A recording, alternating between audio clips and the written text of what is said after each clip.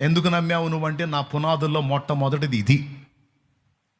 ఇటు పాపిని ప్రేమించాడు, అటు న్యాయాన్ని ప్రేమించాడు.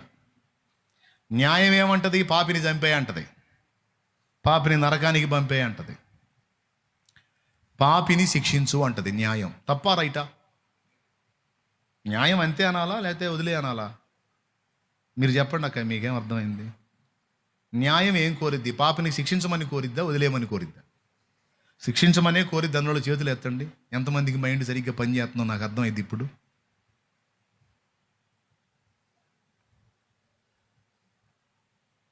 కొంతమంది చేతులు ఎత్తనట్టున్నారు. స్తోత్రం. పర్వాలే కథ నిదానంగానే బాగానే పనిచేస్తుంది. ఈ లైవ్లో ఉన్న వాళ్ళు ఎత్తారు లేదా మరి? జూమ్లో కనపడుతున్న వాళ్ళు కూడా బాగానే పనిచేస్తుంది, చేతులు ఎత్తారు. న్యాయం అంటది పాపిని శిక్షించు అని. మళ్ళీ ప్రేమ అంటది పోనీలేబ్బా అంట. ఎంత అద్భుతమైన విషయం అండి ఇది. ఇంత స్పష్టంగా అటు ప్రేమకు న్యాయం చేసి ఇటు న్యాయానికి న్యాయం చేసిన ఒక్క దేవుణ్ణి నాకు చూపించండి రా ముర్రో అని నేను మొత్తుకుంటుంటే ఒక్క సమాధానం లేదు. బండబూతులు తిట్టడం నన్ను. నేను అడిగిన దానిలో తప్పు ఉందా? నా పాయింట్లో నేను క్లారిటీ ఉంది, నాకు స్పష్టత ఉంది. న్యాయం అంటది పాపిని శిక్షించు అని, ప్రేమ అంటది వదిలే పోని అబ్బా అంటది. ఇప్పుడు ప్రేమను బట్టి మనల్ని వదిలేశాడు అనుకుందాం, మరి న్యాయం ఏమంటది? ప్రేమకు న్యాయం చేసావు, మరి నా సంగతి ఏందని అడగదా? న్యాయం అడిగిద్దా లేదా? సత్యం అడిగిద్దా లేదా? ధర్మం అడిగిద్దా లేదా? ఏమని?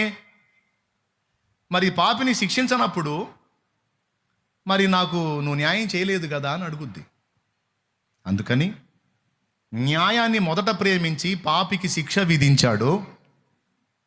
తర్వాత పాపిని ప్రేమించి వాని పాపాలు ఆయన మీద వేసుకొని అటు న్యాయానికి న్యాయం చేయటానికి ఇటు తండ్రిగా ప్రేమను నెరవేర్చడానికి మధ్యలో తను బలి కావాల్సి వచ్చింది. ఇది దేవుని నీతి.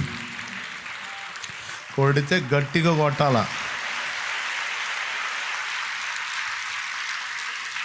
ఏమయ్యా? అది పునాది, మన పునాది అది. ఇక ఇక్కడ అప్పులు తీరినాయా, నొప్పులు తగ్గినాయా, రోగం తగ్గిందా, ఉంటామా సత్తామా? ఇప్పుడు అప్పులు తీరితే ఇంకా కావా? సరే ఇప్పుడు రోగం తగ్గితే ఇంకా రాదా? ఎక్కడే ఉట్టిగట్టే ఊరేగుతామని రాస్తుందా ఏ పుస్తకంలో నాన్న?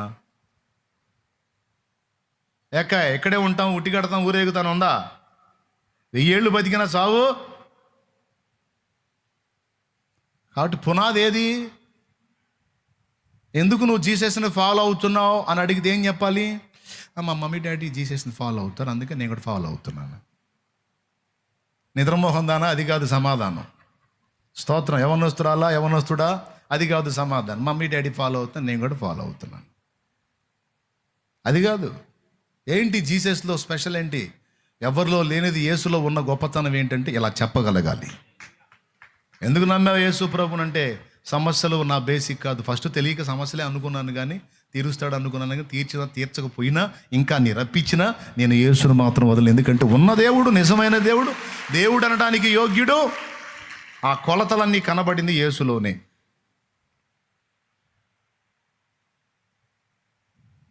మిగిలినోళ్ళు నీతి మాటలు చెప్పుండొచ్చు, కానీ నీతిని అనుసరించి బతకలేదు.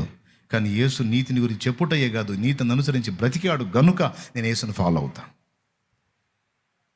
నువ్వు ఏర్పరచుకునేటువంటి అభిప్రాయం పర్ఫెక్ట్గా ఉండాలి. ఒకవేళ నీ దగ్గర అది లేదనుకో, ఇప్పుడు నేను ఒకటే చెప్పా. నెంబర్ 1, యేసులో ప్రేమ నెరవేరింది, న్యాయం నెరవేరింది. పాపానికి శిక్ష పడింది, పాపికి రక్షణ దొరికింది. ఒకటి. రెండవది, శిక్ష ద్వారా గాక ప్రేమతత్వంతో ఒక పాపి హృదయంలో పరివర్తన తీసుకురాగలిగిన సత్తా యేసు ప్రభులో ఉంది. ఇది నేను గతంలో అనుసరించిన మార్గాల్లో లేదు. మందు గొప్ప అని ఎచ్చులు పట్టడం తప్ప ఆడ బుస్సు ఏం లేదు.